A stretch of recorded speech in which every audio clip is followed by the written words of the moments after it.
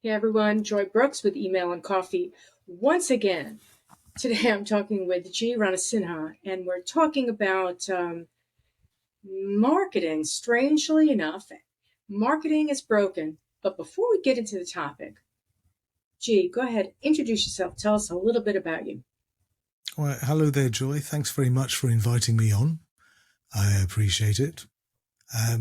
I'm the CEO of a small marketing agency by the name of Kexino, Kexino. We're a marketing, branding, and media production agency. We've been going for just over 15 years. And in that time, we've worked with around 400 startups and small businesses to help them increase their awareness, reputation, trust, and most importantly, sales, right? Because sales is the name of the game, right? So, if it doesn't move the needle, it's not marketing, it's fluff. Anyway, customer-wise, we work primarily with B2B businesses, anywhere from around sort of 3 million and 35 million in revenue. The startups we work with are usually externally funded, either from private shareholders, startup accelerators, VCs, that sort of thing. Where I'm based in northeastern France, but the team is located around the world. We're in 9 countries, the US, various European countries, South Africa, Japan, and Australia. 80% of our clients are based in the US. And profile-wise, the people we like to work with are people who aren't afraid to admit they don't know what they don't know. People who are prepared to trust in the process and the people and have the time and the interest to be an active participant along the way. By that, I mean, we don't want self-diagnosers, if you know what I mean. So business-wise, it's businesses in all industries, and we help them with things like branding and strategy and design and web development and print and SEO and copywriting and video and social and advertising and, various other bits and pieces. And that's pretty much us. I often come across the word humble. And when you look it up in the dictionary, it seems to be negative, but I don't know. I like to think that being humble puts you on the path to discovery. If you start off thinking you know it all, or thinking that you're even going to know it all at some point, I don't know. You'll never learn. My opinion. See, I think this comes back to business owners, especially entrepreneurial business owners, CEOs. They're a curious animal, right? They say it's lonely at the top, and I get all of that, but I get the feeling that they think they need to have all the answers, and to admit that they don't, or to defer to someone who has the expertise, experience, education, whatever that may be, it can be perceived as a weakness, right? When in actual fact, the opposite is true. So we often, and this is why I mentioned the thing about self-diagnosis, right? So often we get business owners come to us and say, okay, I want you to do this, and they'll rattle off a ton of tactics which they feel that they need to address whatever business problem, because it's a business problem they have, right? It's not a marketing problem, whatever business problem they have. But they're self-diagnosing. They're analyzing the problem from their own experience, their mindset, and assuming a particular solution based upon their worldview and their experience. But that's not how life works, is it? Right? If I go to the doctor because I've got a pain in my chest, okay, I don't immediately jump to the conclusion that I've got angina and ask the doctor for some heart medication, do I? Right? what happens? The doctor diagnoses. The doctor's, run some tests, maybe takes some blood, maybe does this, asks you a bunch of questions, right? And eventually, if, this heart or this chest pain, the doctor discovers, well, actually, it's nothing to do with your heart. It's the fact that I had too much spicy food last night, right? And that's the real underlying cause of my issue, right? So I'm not a doctor, I'm not an MD, and I don't purport to be one. So who am I to tell someone who is qualified, experienced, and hopefully educated in the subject to do X when actually the real problem is Y? You go to a mechanic and you say, I need a new transmission, and the mechanic says, well, no, all you need is an oil change. What, The thing Yeah. is, you need those people around you that you could trust, that have the qualifications, that manage the tasks. Yeah, you can have your own concepts, perceptions, etc., and certainly you can introduce those to your associates and peers with hopes of perhaps working on those or dispelling them and managing other tasks that are more important. But if you're, if you're driving the business so hard and you're not able to allow to either hire the qualified people that can otherwise manage specific tasks or listen to those people that you have hired to do those specific tasks, your marketing is broken. And I think that's sorry, the go ahead. first that's the first way that marketing breaks down, is that there are a lot of egos in the C-suite that think that they know what they're doing. And that may even include the CMO. I mean, just because you have a CMO doesn't mean that whatever the CMO says you do. You'd hope the CMO is also working with a team that is able to begin to diagnose the problem. Just as you said, you come in, you say, I have chest pains, and the marketer says, okay, well, let's see what's what, and let's apply certain things. Let's assume that you do have angina. Let's apply certain things and begin to test. Oh, guess what? Day 2, you don't have angina. What is it? What do I have? I don't know. Day 3, I mean, the concept of marketing testing and beginning to analyze at some base level, because you go into it, you don't know. Marketing doesn't know. It can make assumptions, it can make competitive analysis, it can do best practices, but every business slightly different. So what completely works for your competitor may not necessarily completely work for you. No, absolutely. And I think this comes back down to the I don't know. I think to get to the topic, marketing. I think marketing is in crisis, and I don't think crisis is too strong a word. Mm-hmm. I think it's in crisis for two reasons, which are different but kind of related.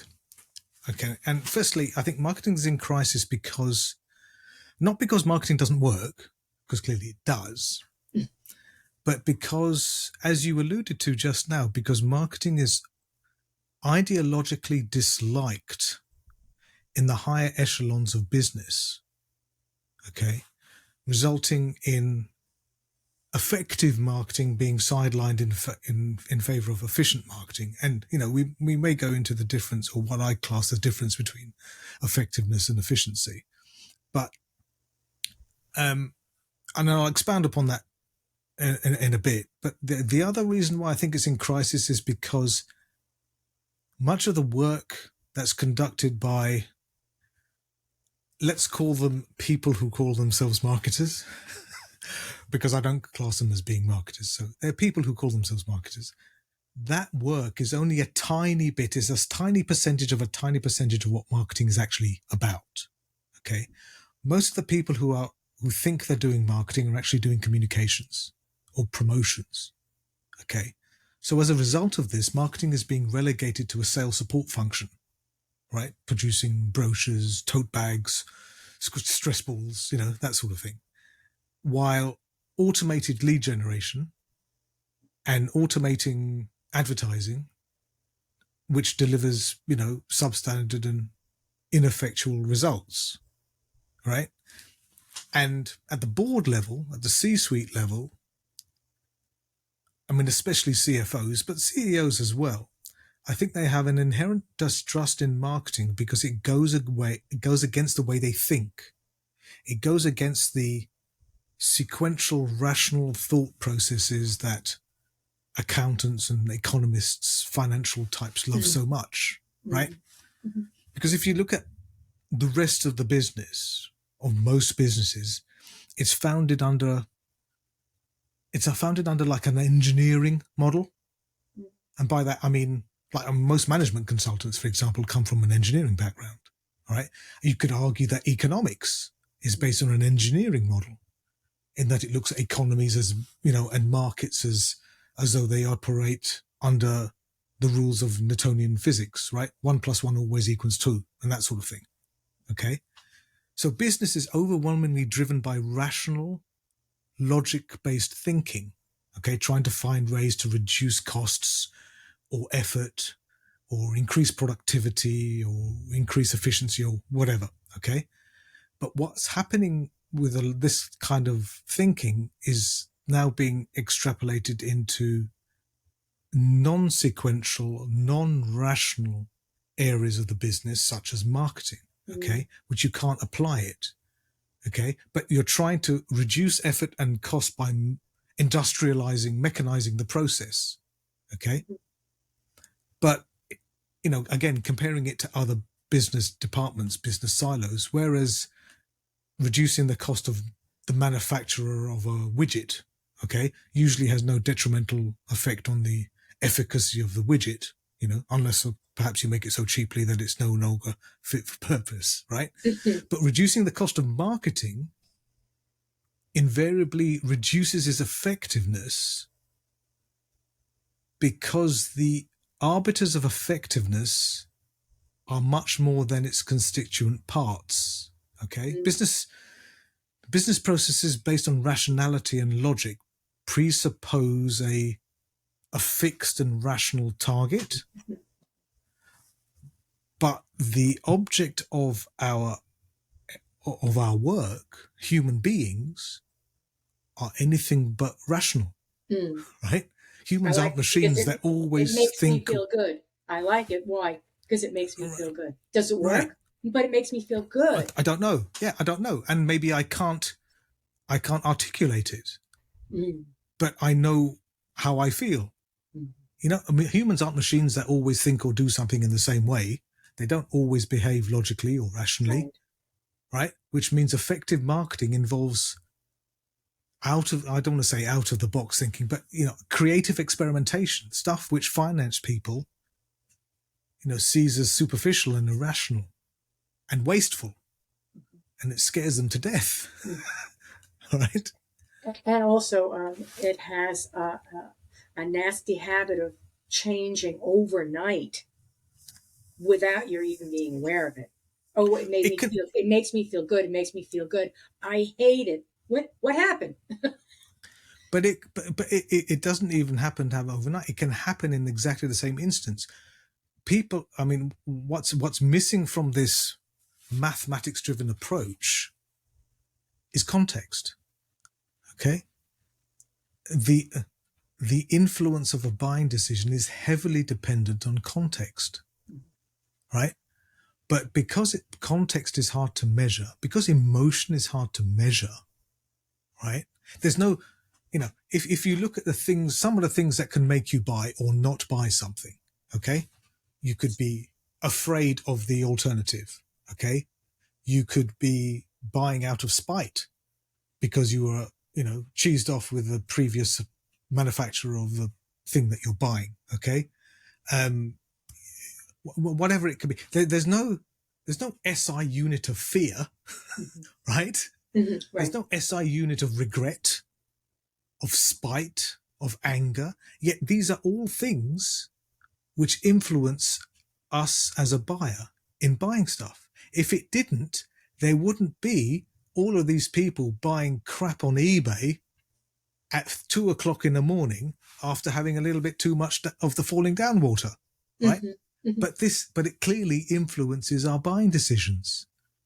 But a, a quasi logical, sequential, logic driven process that's invited from standard economics theory. I mean, the heterogeneous economics, Chicago School economics, if you want to say that, doesn't factor in these things. They think that everything is, economics is you have perfect information, perfect trust, and perfect utility, which in the real world don't exist, right? Now, there's other branches of economics, Austrian School of Economics, for instance, which looks at marketing in a totally different way.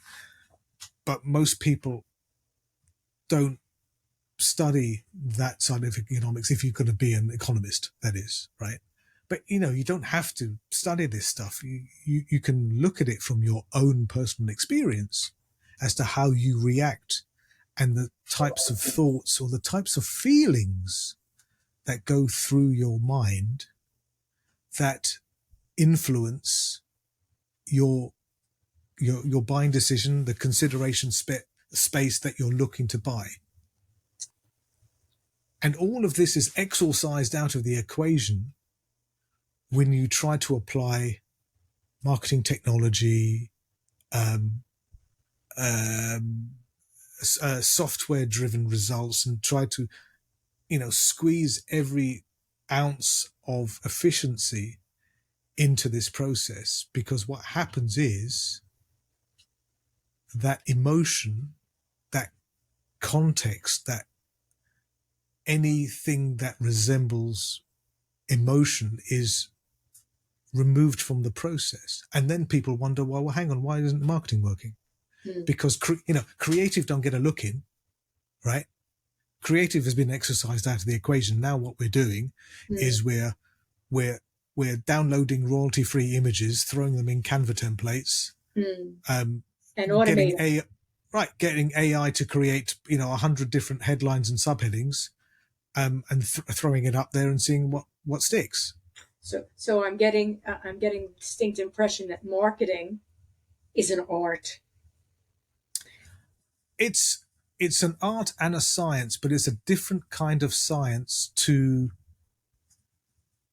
cause and effect Newtonian types of science. And it's quite funny because if you look at maths or you look at physics, both, sciences which you consider being very much right or wrong, at the low level, classical physics or applied mathematics, it is 1 and 1 is always 2 and it's never anything else.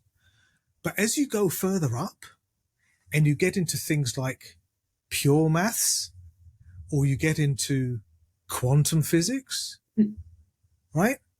Those immutable laws don't exist. They don't apply. Breaking down.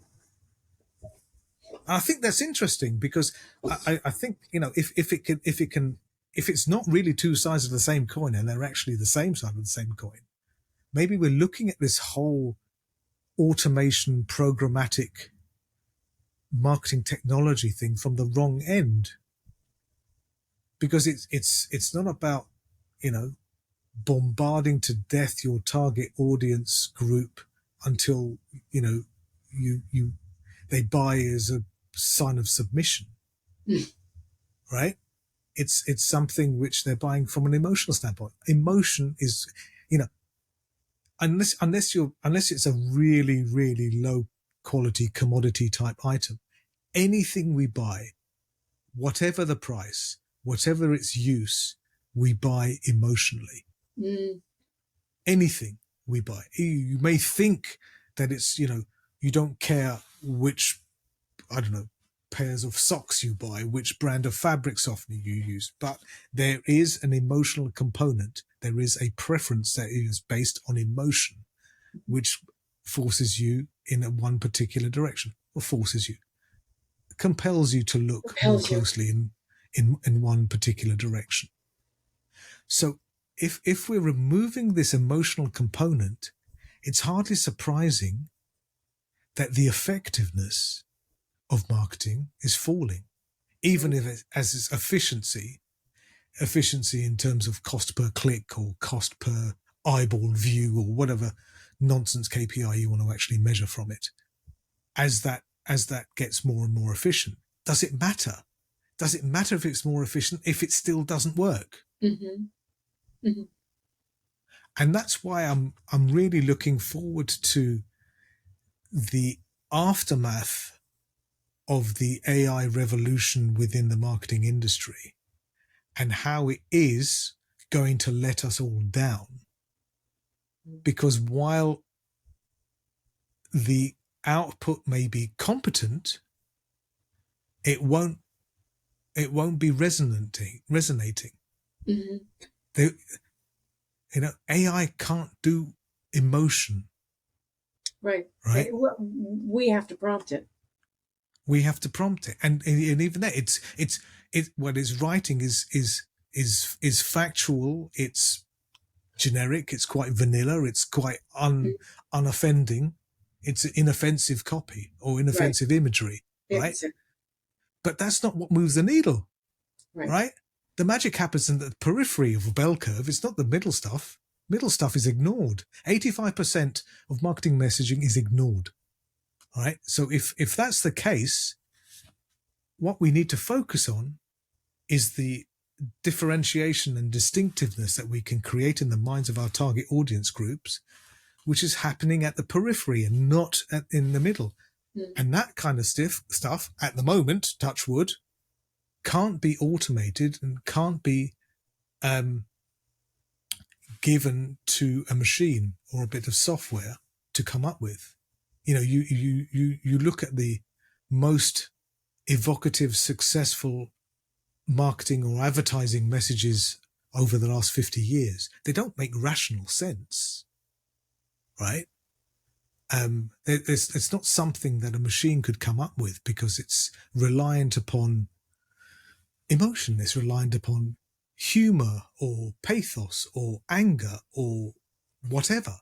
Mm-hmm. But, some phase of the human condition, which at the moment at least can't be accurately, sufficiently replicated by an algorithm. Mm. I'm going off a little bit on a deep dive here, Joy. So I No, but apologize. what I'm thinking here is that we've got a lot of tools, and what we don't, and we've got a lot of people that know how to use the tools. Right? They've got their little fingers. They know how to use those tools. They love apps. They love all that technology. But the creativity that drives it is absent. We tend to say, well, let's use predictive analysis. It will tell us what we need to do, and it may be right, but it's only going to drive you down the path so far. You're going to run out of gas, and something's going to happen, something it cannot predict, because your consumers are human and they have personas, but stuff is happening around them that is unpredictable. That is what people are. So, I've referred to it as dark social. And I used to say, when she was the powerhouse television show that she was, Oprah could say something on her show and drive the world crazy in another direction. Somebody would suddenly start buying books or going to a place or ordering something, a perfume, because she mentions it on a whim. And we have we have the Oprah variable exponentially now. We've got it dark social. We've got it streaming. We've got it in the world itself, just people talking with other people. Um, that we still do that, right? So, Now and we've again, got well, less and we've less. we've got we've got we're consumers, and there's so much to consume. Anything is possible at any moment of time, And I and think it's that's a not very valid. necessarily predictable. I think that's a very valid point because we have information overload, right? Right. So as a result, okay, I mean, I remember reading a statistic some time ago that each of us are exposed to something like 1,000 marketing messages a day. Okay. You know, with, pop-ups on websites and billboards and radio ads, TV ads, wherever. Okay. Mm-hmm. And yet the majority cannot be recalled or remembered. So 85% is being flushed down the toilet, right? Mm-hmm. Mm-hmm. So, and that's because, the brain is just being bombarded by so many visual, audio influences that we have to be selective about what we retain. Okay. So if that's the case, it would seem that to be very classical, generic, and vanilla in your messaging is the absolutely last thing you should be doing if you don't want to waste your marketing budget, right? And I was trying to think of some US ad campaigns. Okay. AI could never have thought about using a gecko to sell car insurance, Never. right? Never going to happen. Or our Okay. grandma saying, "Where's the beef?" Or a frog and his buddies saying "what's up" to buy beer. Right. Never going to happen. Never. Yet those two campaigns are probably, top 10, top 20 most successful ad campaigns in the US in the last 25 years. Mm-hmm. And there's probably 100 more which I can't think of just off the top of my head. The initial and that's gecko with the cavemen. right. So Who would have if thought that? you can't, in the UK there was an ad which won Cannes Lions Gold Awards, increased sales hugely, and it was for a chocolate bar, and the entire 20-30 second slot was a gorilla playing the drums. What does that have to do with chocolate? Nothing. But when you're at the supermarket and you see the chocolate bar at eye level, that's what you think of. And it influences your purchase decision. Mm-hmm. Positively or negatively, sure. Right. I hate it or I love it, or you're laughing and now you pick it up and you buy it. Right. One or the other. But what I'm saying is, the reason why, and look at the collapse of digital marketing. The effectiveness of digital marketing has fallen off a cliff, right? Some say it was always going to happen, but is irrelevant. Apart from the fact that anything between 25% and 80% of the views you get on digital ads are actually bots, right? Ignoring that fact, why P&G 2 years ago, or maybe was it last year, right? P&G, world biggest advertiser. Mark Pritchard stopped spending a single dollar on digital advertising for 6 months. How much did it impact sales across all of the P&G brands? 0. Mm-hmm. Not 1% or 0.5% or 0.1%. So they're essentially throwing it against the wall like everyone else. Pasta marketing, as I call it. All right. Uh-huh. You know what I mean by pasta marketing, right? You're preaching to the choir. Right. So you cook the spaghetti and you know when it's ready because you take it out and you throw it at the wall, and if it sticks, right, it means right. So, and if it falls down, it means it's overdone. So, because there's enough starch within the pasta for it to stick onto the wall. And this is what we're doing in digital. We don't know what we're doing because we're ignoring the experiences that we've learnt in the analog realm because we think they're out of date and no longer applicable to a digital world. But all digital is a series of channels, right? It's not a channel on its own because, right, it's and that actually digital is a misnomer anyway because everything's digital, right? TV is digital, billboards are digital, radio is digital, everything's digital. So, that's why I have an Your issue bloody with car is digital. right. I have an issue with calling it digital marketing because, well, of course, it's it's not only is it right, but by thinking in a digital centric way, it makes you exclude all of the other possible touch points to the customer, which are not digital in an electronic way, even if their composition and their manufacture is the same. So, I mean, for the last 2.5 years, we've seen a huge growth at our agency in the effectiveness of direct mail.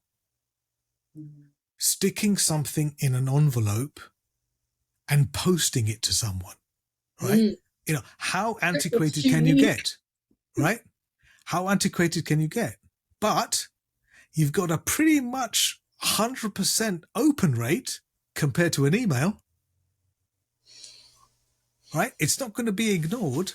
You may throw, if it's irrelevant, if the messaging is wrong, it may go straight into the wastebasket, right? But that's down to you as a marketer. That's not down to the medium, right? So the point is not to look at it as email or social or video or YouTube or TikTok or Threads or whatever, the latest shiny object is of the day. It's not digital marketing. It's marketing in a digital world. And if it makes sense to use unfashionable, though tried and tested other channels, if it makes sense for the particular target audience group that you're going for, then why would you not? Right? If you're trying to sell hemorrhoid medication to the over 80s, you probably wouldn't use TikTok. Probably. Right? It's horses for courses. It's understanding your customer. But I see precious little customer research being done by these people who call themselves marketers. So how do we fix it? We fix it by going back to basics. We fix it by actually understanding what marketing is and which is where people have gone wrong and what people have forgotten. All of these things are well documented. I wouldn't say it's easy. It's simple. The processes are simple, but it's hard to do. Okay, so firstly, you start with diagnosis, qualitative and quantitative diagnosis of the business issue that needs to be addressed. You need to take the time to work out what's going on. And every business, every industry, every category is unique and different. But you start with the customer. Everything starts with the customer because that's who you're targeting, right? I know marketers who haven't spoken with a customer in 6 months, which is scandalous. Absolutely scandalous. Yeah, I mean, I've often mentioned when I have discussions with clients, I'm like, when was the last time you talked to customer service? Because they're with the customer every day. Absolutely. So everything starts with the customer. And if you ask the right questions, they'll tell you what they want. You don't have to wave a wet finger in the air. Yeah. Okay. So you start with a diagnosis. Then you move on to defining clear strategic objectives, not too many of them, with a benchmark and a goal. Then it's a combination of now it becomes a two-pronged fork, right? So you split your work between longer term, larger audience brand building work, right? which shouldn't be targeted or restricted beyond whatever industry or category the business is in, but it shouldn't Right. be down to, name, job title, geolocation, socioeconomic background, whatever nonsense we have in there, because what you're trying to do here, the brand building stuff, is aimed at the 90s, at the 95-97% of the market of people that you're attracting who aren't ready to buy what you're selling at this exact moment in time. Mm-hmm. Okay, 95%, some say 97% of people may be interested in buying what you have, but not right now. So the chances of them seeing your marketing message, ad, whatever, at the exact right time, okay, unless you're buying scratch cards every week, it's not really something that you can bet the farm on. Mm-hmm. But you need to educate the category. They need to be aware of you. People won't buy from you until they've heard of you, right? So the brand building stuff is there to educate, inform, entertain, whatever makes sense for the particular customer category you're going after, with the brand building stuff. Mm-hmm. Now, so that when they do get into the position when they're ready to buy, they have a limited consideration set of possible products, services, businesses, whatever that they're considering. Your job is to be one of that consideration space, right? That's all you can do. That's all you can do. It's a game of That's attention. the long term. That's the Right. broader. That's the broad side of things. So that's combined with, what we'll know as the performance marketing, the shorter term, targeted, salesy type work designed to deliver a direct response, right? Buy one get one free, limited offer, free delivery, whatever it is, Facebook ads, to whatever the message is to get you over the line. Okay, so it's and the ratio between the brand awareness stuff and the sales activation stuff is probably not what you think. You should be spending at least 60% of your budget on the brand awareness stuff and 40 on the sales activation stuff. And the reason why that is because the sales activation stuff, you spend money on the sales activation stuff, you get some result, and then as soon as you turn that off, bang, you're back down again. All right. So every time you turn the tap on, you get a result, and turn the tap off and you hit back down to zero again. So you get this sawtooth wave. But what happens when you have a brand awareness component interjected within that? Because there's a greater and a building awareness of the product, service, business that you're selling, over time, over the medium term, when you turn the sales activation stuff off and you get your spike, when it comes back down again, it no longer hits zero. Okay, there's a growing threshold over time as the awareness kicks in, and so the efficacy of your sales activation stuff increases over time because of the brand awareness work you're doing concurrently. Now, for a cause and effect, classically economics trained person to think like that is, you might as well be talking Swahili, right? It's just not going to work. Everything has to be, well, if we drop the price by half, we're going to get double the amount of sales. Well, no, right? There's a million and one examples where that hasn't been the case, right? It doesn't work like that. It isn't a clear maths problem where if you move the number over this side, it suddenly becomes a plus versus a minus. It doesn't work like that. Underpinning all of this stuff, of course, there has to be a tight, clearly defined, differentiated position at the heart of everything that the business does. Right. Okay? So that whatever you're doing can't be mistaken as it coming from someone else. obviously, right? Right. Then there needs to be a heavily and consistently codified execution so that everything that's produced, everything that comes out of marketing is grounded and distinctive in the minds of the audience.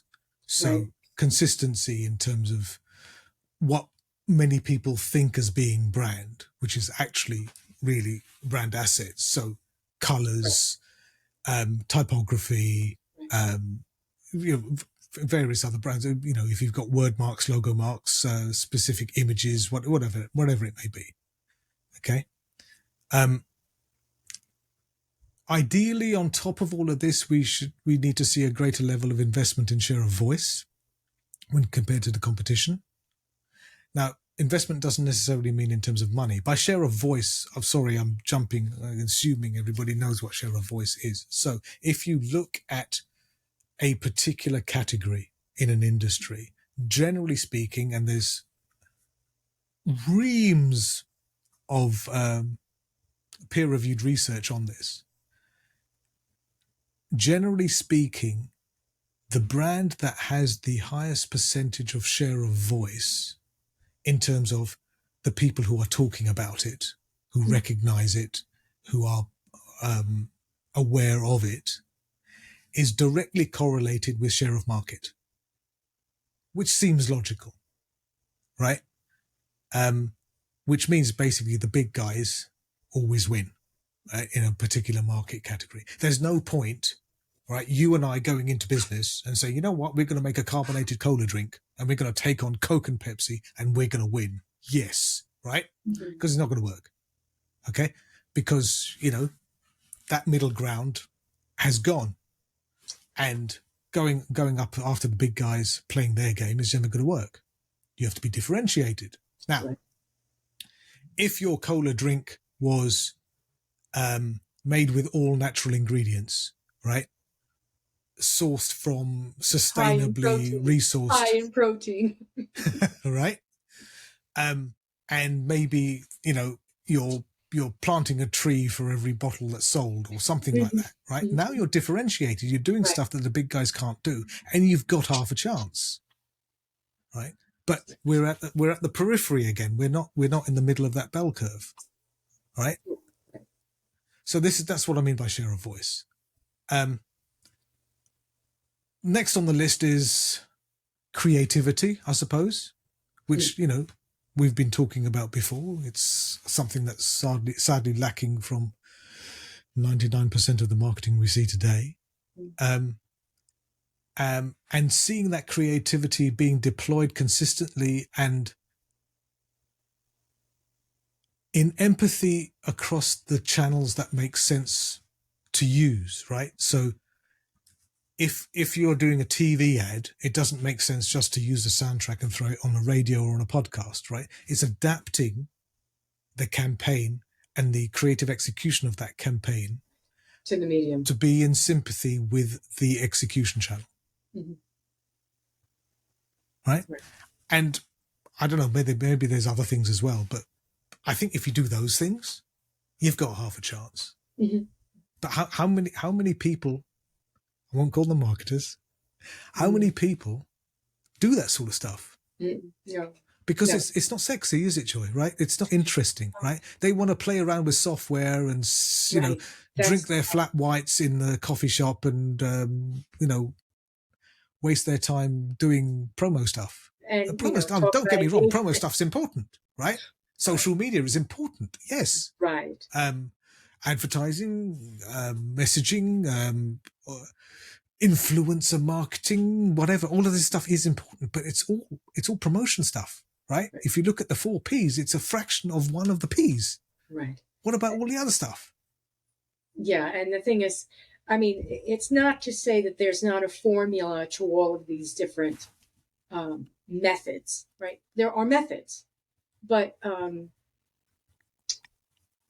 you know, you mentioned voice, and it needs to be driven with a soul, or else the consumer just thinks of it as another product. So it's another pen. And if they smell inauthenticity, right, you're gone. You know, you had mentioned effectiveness and efficiency. I'm sorry. Efficiency, yeah. Efficiency. Did you talk about that, or No, I didn't, but I can. okay, let's because you said you wanted to get back to that, so I'd like to. Okay, so marketing used to be primarily about influencing people, right? Influencing behavior in order to deliver a commercial result. Okay. Now, as a byproduct of that, the effective marketers of the day were familiar with concepts such as human behavior, human insights, psychology, right? Mm-hmm. Whereas today, I feel that the vast majority of marketing that certainly I see as a consumer, especially in online, is more concerned with efficiency. Okay. It's like marketing as a branch of logistics or something, right? Mm. So what do I mean by effectiveness and efficiency? So if we look at effectiveness is about how well you're doing in achieving your goals, right? How successfully you are in delivering on what you set out to do. You put a plan together, you put a plan of an execution together, and you have a result that you want to hit, right? Efficiency, in contrast, is a ratio. Efficiency is about how much input you make to deliver a particular output, right? And something is classed as high efficiency, i.e. good, if you reduce the amount of input and maintain a particular output. Right. Right? But the thing is, by chasing efficiency metrics, because cost is of paramount importance to the exclusion of performance, what happens is businesses end up looking and saying the same thing as each other, right? You look at most marketing you see today, you look at most websites of companies in a particular industry or category, right? 10 will get you 5 that if you covered up the logo, you wouldn't know which company was saying what. It could be interchanged pretty much without problem. Okay? So by pursuing metrics based around efficiency above all else, the creativity is gone, right? So instead of doing the basics of marketing, like I said, research, segmentation, positioning, messaging, all that stuff, right? We've come to the conclusion that bad marketing that's more targeted is preferred to great marketing that's spread wider, right? Which is why marketers resort to things like tracking cookies and remarketing tags and programmatic and all of that other nonsense, which is why we've had to have things like GDPR and CCPA and, all the rest of it. Okay? The way I like to describe it is bad marketers are focusing on getting the pizza delivered as fast as possible without realizing that it hasn't been cooked properly and there's got the wrong toppings on it. And it's tasteless to start off with. And it's insipid, right? Right. So businesses have created a data-driven, repeatable process, yes, but it's one that's devoid of any creativity, salience, or resonance. Mm-hmm. So that's what I mean by the difference between efficiency and effectiveness. I mean, they're quite closely related, right? If you're manufacturing something and can reduce production costs while maintaining quality or even increase productivity, then it's seen as a good thing. But that's not how marketing works. If you're chasing effectiveness, you're about maximizing the outcome to a particular marketing tactic or combination of tactics. It's about achieving the biggest success you can get, right? While efficiency is about not looking to get the best results from a particular effort. It's about getting the most positive result from the least amount of effort. Mm-hmm. It's a very different thing. Mm-hmm. Mm. Mm-hmm. And that's marketing is being driven by efficiency. Driven by people who don't know anything about marketing and think they can apply the same rules as they can to manufacturing or engineering or these other inevitable outcome departments of the business. Mm. But marketing involves creative experimentation. You have to do that. There's no other way around it, because we're dealing with entities which are irrational, emotionally driven, and don't say what they mean, and they Right. don't, right, and they They don't say what lie. they They lie think. to They themselves and lie. they lie to other They people. absolutely, they post rationalize. Okay, if you buy something expensive, okay, and you get seduced by the quality of the product, the efficacy of the product, whatever makes you buy, okay, and then you get home and then you unpack your shopping and you look at what you've bought and you marvel at its quality, its utility, its whatever the factors were that made you make that purchase, okay. And what do you do, right? You know the price, which hurts. You tell yourself a story, right? Oh yeah, but the thing is, it's so good quality. It's going to last, 100 times longer than the other thing I bought, right? So actually, I'm saving money, to be And honest, I right? deserve it. And And I I need deserve it. it. And I need All it. of these things. You tell yourself the stories. You post rationalize. So it's like, right? It's like you've bought with your heart, and now your mind is getting involved to reassure your heart, who's gone, how much, right? How much? And if you tell yourself a good enough story, you end up keeping the product. If you don't, then you're back down and getting your money back, right? Mm-hmm. This type of stuff is like it's part of the fight or flight response. It's controlled by the amygdala. It's part Mm-hmm. of an ancient part of your brain. I won't go into brain Mm. physiology and that No, sort but of thing, but the point is that's that is what marketing is dealing with. As you said, um, it's somewhere between science and art, and it's not logical. It may be the methods are pragmatic. So what you oh do sure, is pragmatic. because you but it's What's happening is not the actual conversion that is happening while we watch it from the inside going, oh, we just sent out this campaign and we're going to get X amount of opens and we're going to get X, and then we're going to get conversions. That is not what's happening to the consumer at all. it's pragmatic in the fact that you've understood the emotional context of the buying journey for the Mm-hmm. customer, Mm-hmm. and you're now exercising or applying a tool or combination of tools to achieve that goal.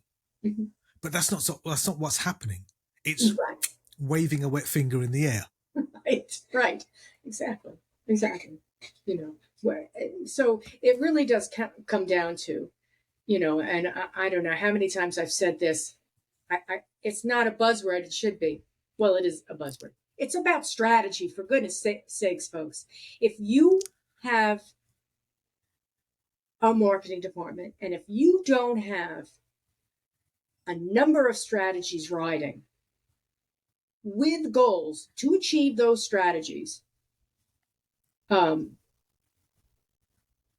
presented by a product with a mission and a voice that people can clearly identify and can say it solves this problem. If you don't do all those things, it's pasta hitting the wall. The other sort of spin-off really from those two areas of why marketing is increasing is because the barriers of entry to marketing are so low, right? Right. Anyone can Anyone. set themselves up and call themselves a marketer, Right. right? It's not like, if you're a CPA or something where you've got to pass exams, you've got to be qualified and put a nice certificate in a frame and hang it on your wall, right? Anyone and their spouse can become a marketer. And even if you So do go to school and for a degree in marketing, it's not necessarily like a CPA where, oh, I can balance books. Right. You come out with a degree in marketing, you have a bunch of theories that may or may not apply. Well, that's where application comes in. Just like you've done exams, you've gone to med school, but they don't allow you to cut a patient open with a scalpel on your first day at the job, right? All right, Right. or have a So doctor's bedside manner. right. So that's where on the job training comes in. That's where Right. you come in at a certain level, and then you learn.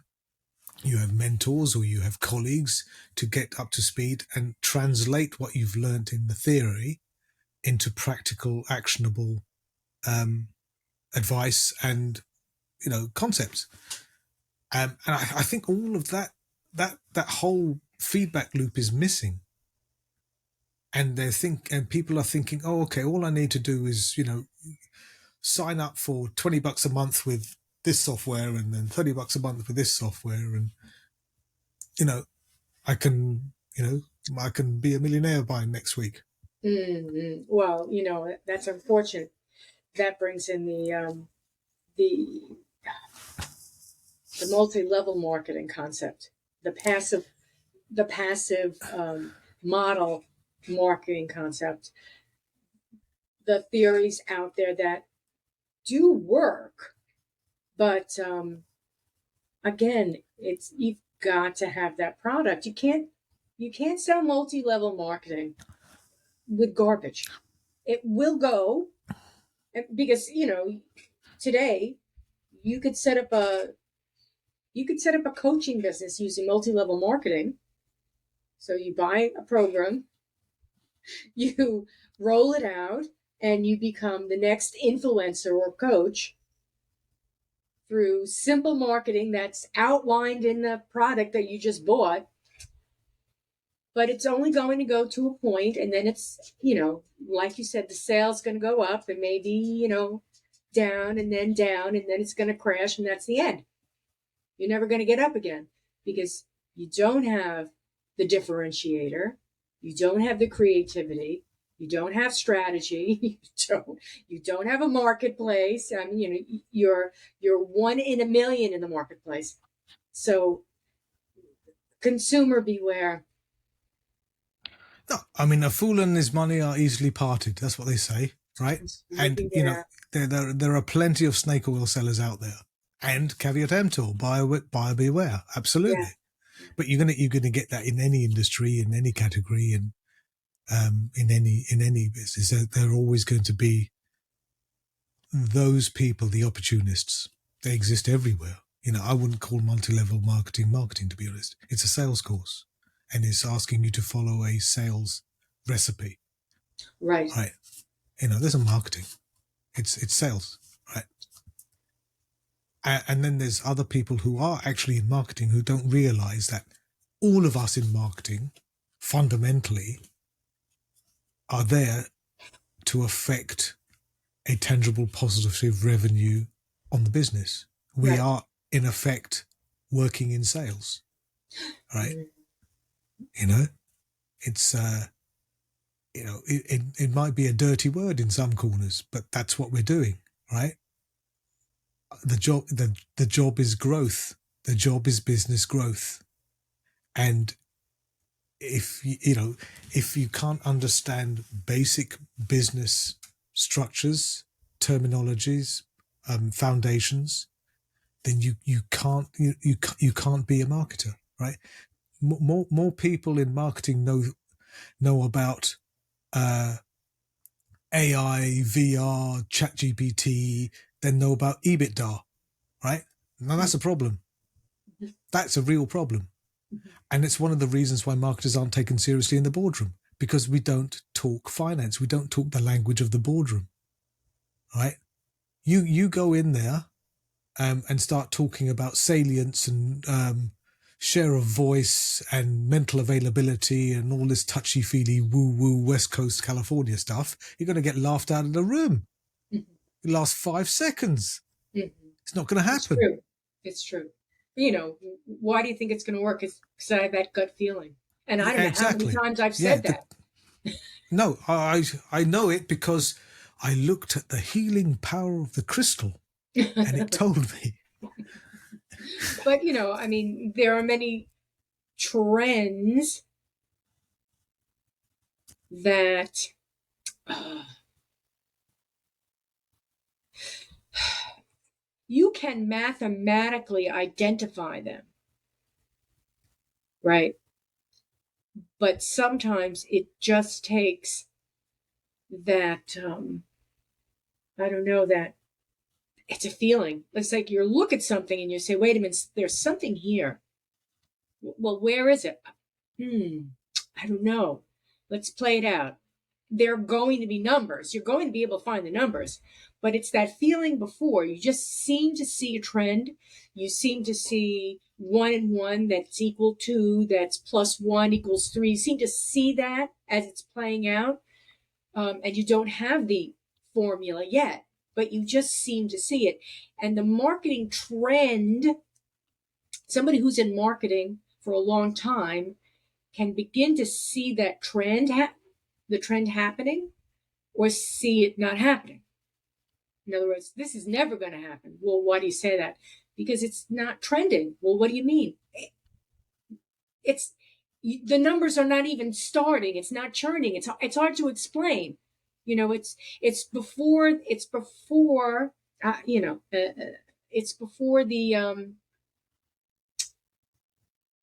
the conversion happens. You sort of get the feeling that this is going to fall flat. Something's not right here.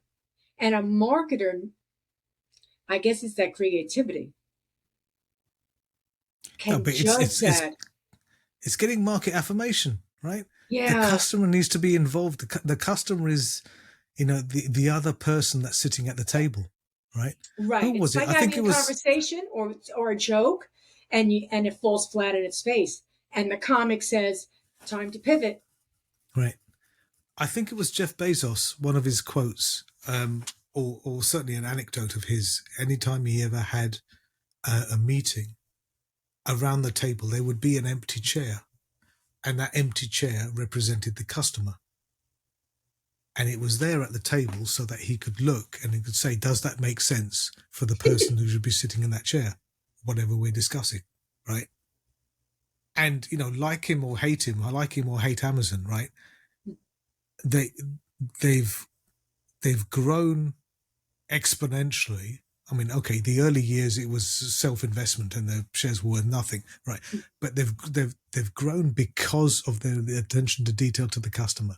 They make it very, very hard not to buy from them. Mm-hmm. Right? They make it supremely easy. Amazon Prime is an absolute genius idea. Mm-hmm. Absolute genius. Guy should have got the Nobel Prize for that. Right? Absolute stunning idea. And the thing is, I mean, we're going to use another term, the disruptor or the innovator. I mean, he saw a vacant space and he filled it. Yeah. And the concept just kept growing. So he firmly had a vision. And as it played out, it took on different levels of that initial vision. What he was very astute about was ignoring the markets. And so for the first, 10 years, 15 years of that business, he just reinvested all of the profits of that company back into building the infrastructure of the organization. Mm. And for years, Amazon wasn't worth a bean. Nobody would touch it.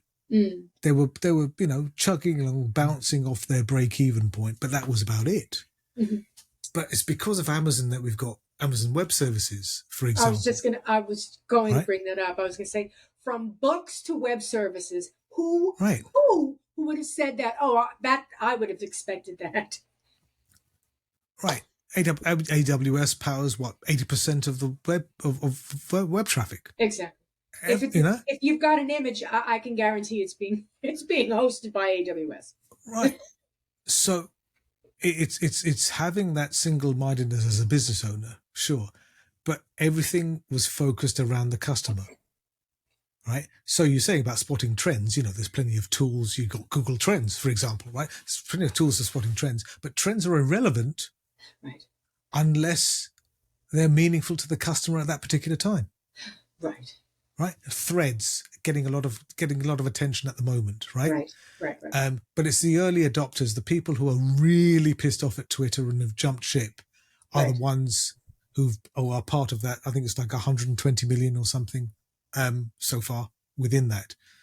So what matters in terms of marketing and in commerce is how many of civilians make it over to Trends, if I can call them civilians, right? Mm-hmm. Non-marketing people, Right. real Right. people, Right. Right. right? Right. People who don't use words like salience and mental availability and Yes, excess share of and voice. that and there's a lot in that because marketers think that the rest of the world thinks like marketers, and they don't. And we They forget don't we're care. consumers too, We don't and we care. need, Nobody yeah, cares about your brand. All right. Nobody cares. They only and we think about sometimes you need to take off the maybe when they're marketing. ready to buy. We That's need to it. take the marketing hat off and say, wait, I'm a consumer. I buy stuff too. I'm at the food store and I buy stuff. And I'm thinking about marketing stuff sometimes, but I'm really saying I'm hungry. This looks good. Put it in the cart. Well, you hit the nail on the head at the beginning of our chat, Joy, right? Humility. You hit the nail on the head right then, right? It's being curious, right? But it's having the humility to know that as soon as you become a marketer, as soon as you're selling, you have absolutely no idea of what's going on in the customer's head, Mm-hmm. right? You are not your target customer. You cannot look objectively at what is driving customer buying decisions. It's impossible, right? All of these business owners, oh, I know my customers. I know what they want. I I know know this. my I know. demographic. You don't know squat. Yeah. Sorry. Doesn't happen. Very often, as soon as something hits the market, that demographic becomes something you may not have thought it would have become. It Or takes a life of its own. it takes a life of its own, right? It takes a lot, I mean, you may have a certain sector buying it, but for example, men's clothing, but it's purchased by women for men sometimes, right? The same thing with women's things, like pajamas, women's pajamas. Men buy women's pajamas. How could you have figured out? You're saying, oh, we're going to have pajamas for women, so they need to be blah, blah, blah, because women, women, women. In the meantime, who are buying it for the women? Men. So, and you're like, oh, wait a minute. Does it need to be sexier? Yeah. Hello. Men are buying it now. Now it's a different product. And I've I've worked with a fair number of brands and I've actually seen it happen where I've argued, yeah, but that's not who's buying it. Oh, yes, it is. Okay. All right. I rest my case. Oh, absolutely. And it's very difficult because it's really at that point that the brand, oh gosh, it takes on it takes on its own momentum, and the C-suite needs to be able to recognize that and say, we got to follow this. If we don't follow it, we're not, someone else is going to figure it out. And there goes the market share because we didn't realize that was our market share to start off with. So if we don't, like I said, those are the types of trends that someone who's just following numbers may not recognize, but somebody with the ability to use that creativity and that pragmatic and bring it together and say something's going on here. Let's look into it. Let's analyze. Let's do focus groups. Let's do a few things of those direct marketing. Let's do a few things that will better allow us to understand the market because it's shifting right from there's an earthquake underneath us. It's shifting, and we don't know what's going on. And as soon as a product hits as soon as a brand has a product, for example, Dove soap, right? Dove soap. Guess what? It's to clean you up. You're dirty. Dove soap. Wash your face. But that's not where it ended up. Sure. It ended up a beauty product. It ended up, all of these things. And if you're just sitting there saying, okay, let's make a product, let's sell it as soap, it's another product in the soap aisle. If you don't watch it as it takes on its own life, if you don't realize, okay, it's time to pivot because somewhere down the line, women wanted to, look young and use soap somewhere down, whatever it is, whatever it is. Um, if you're not watching it, you're what was it? Efficiency and effectiveness and Effectiveness. efficiency. Yeah. Because I think you're just going through the I think motions.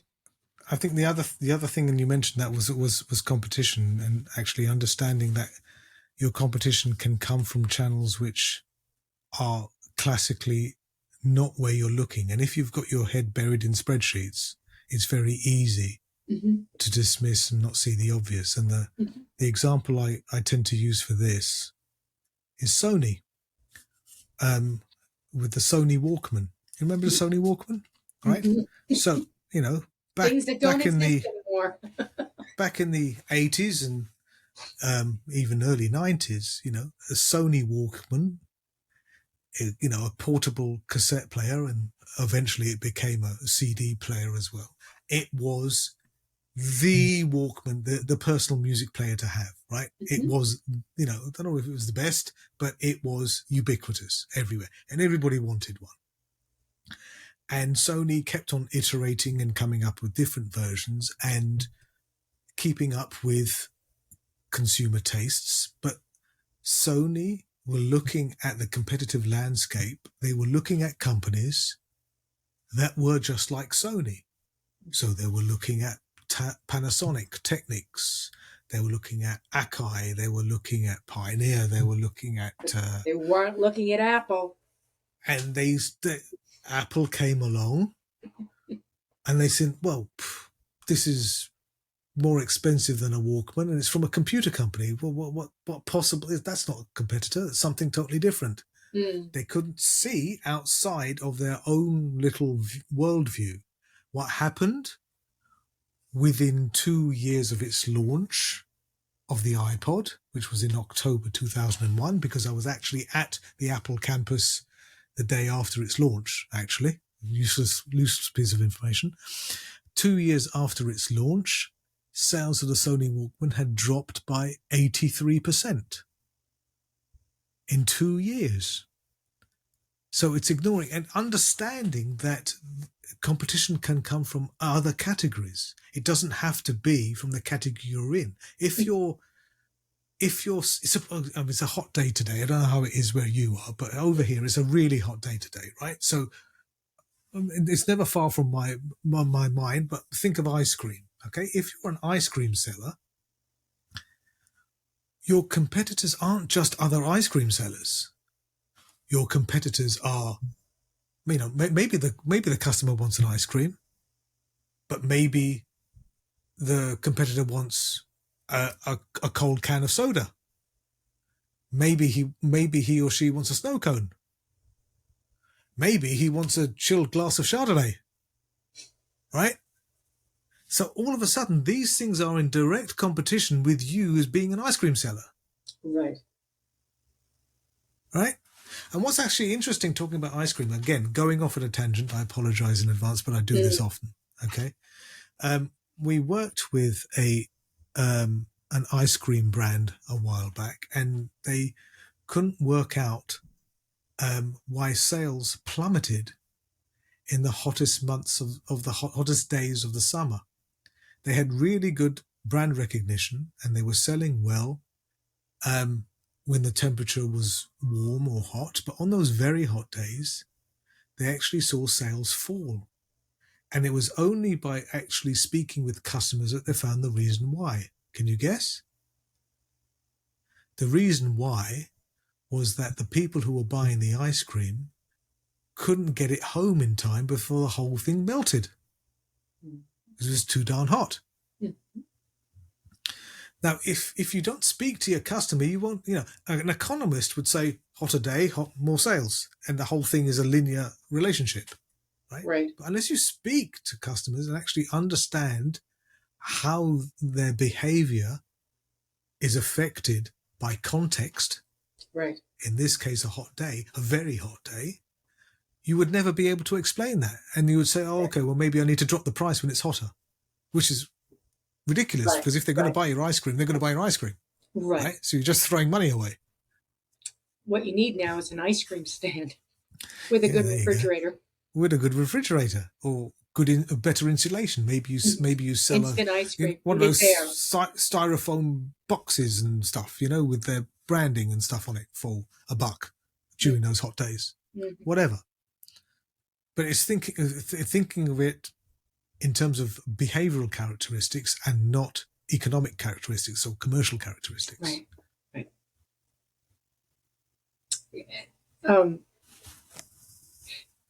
I was thinking when we were talking about Sony and the iPod, and obviously the telephone ended up taking everything over. So your personal phone now does everything. It's a computer, it's a camera, it's a music box, it's everything. You talk to it, it talks to you. And Spotify, I was thinking, Spotify was just a venue that did podcasts and then did video podcasts. And now they're going into Audible books. So that's marketing. That's marketing. Okay. It's understanding your customers, right? Because exactly. The thing is about Spotify and the marketplace. Because Spotify have been late to market with a couple of features that the other guys have got, right? Primarily high resolution audio, right? So Apple and Tidal and Deezer and Qbuzz and all these other guys have had high resolution audio forever and a day. Spotify have been promising it around the corner, like for 2 years, right? Still not, and it's still just around the corner. But Spotify is a great example of a company which is, and you used the word earlier on today, disruptive, right? Whereas before, when we were thinking of listening to music, we were thinking of purchasing music by album and then later by song. Once you had the iTunes Music Store, iTunes Music Store was disruptive because it was the first way of buying a single song, well, legally anyway, right? It was the first way of actually downloading a single song. Before that, you had to have the entire album. And then, disruptors like Spotify came along and disrupted the whole thing and said, okay, with a flat rate, you can listen to anything. Well, pretty much. Pretty much anything. Still, and create all your own channels. Create your own radio station. And share that. And share them. Right? So Spotify is a prime example. Airbnb versus Marriott and Hilton and all the rest of it, right? Exactly. Disruptive, right? We're actually defining marketing by using successful enterprises that had very smart marketing departments. Well, I think they were just astute enough to look at the pain points involved in that particular activity. Mm-hmm. Right? Uber is a good example. You've got an idea, but you bring it to the marketplace because the need exists. You're not creating another Kleenex. Oh, the world needs another Kleenex. No. But it's understanding, and it's not being, I don't want to say not customer centric, because it's putting everything at the heart of the customer experience. Yes, but it's not just listening to customers and doing what they say, because customers don't know. Customers can only articulate the problem they have today, right? And that may change tomorrow. But it's understanding the reasons why they choose to do things, and that gives you the opportunity. And this is why I was mentioning Uber. Okay, at the time, the the problem with getting a cab, with getting a taxi, was the uncertainty. You didn't know how long it would be to get a cab unless you were hailing. But if you phoned up for a cab, you didn't know whether that cab was going to take 1 minute, 10 minutes, whatever. All right, you're in a rush. You call them back up. Oh yeah, he's just around the corner. He got stuck at some lights, or there's some roadworks or whatever. You don't know. What Uber did was take away the pain point of the uncertainty. That's what they did. That was the revolution that they did. But nobody at the time said, what I want to do is to be able to order a cab on my phone and see where the cab is, thus taking away the worry, the trepidation that I have, because that's what it's done, is taken away the uncertainty, right? The single biggest effect that the London Underground had to reduce customer dissatisfaction was to install dot matrix signs showing when the next bus or train was coming. Because you knew, even if you had to wait 8 minutes for the next train, you knew it was going to be 8 minutes, rather than the uncertainty. So the answer wasn't to put on more trains. You see? Right, exactly. The answer was to deal with the perceived customer problem, which was uncertainty. I'm not going to get to where I want to go. But they could have spent all their time thinking of trains, putting on trains, getting more people. And then it would have cost them a fortune in rolling stock and servicing and staffing and training and all of the infrastructure that would be involved. And the problem would still exist because you'd still be on the platform not knowing how long the next train's coming. Right, exactly. We're geniuses. We can solve all the world, but we can solve all the world's problems. However, the solutions require more geniuses. Yes, and permission to try to experiment with these things, which you're never going to get with the which you're never going to get with the bean counters in charge, because they're looking at efficiency. And the truth is, being a genius essentially means you're always becoming, because the genius has to fail every once in a while to realize where the genius is. A genius is not somebody that that's magic, that's constantly creating 100% fabulous stuff. The genius is the one that is 1 out of 10, 5 out of 10. That's pure genius. There is no such thing as the person that does it every single time.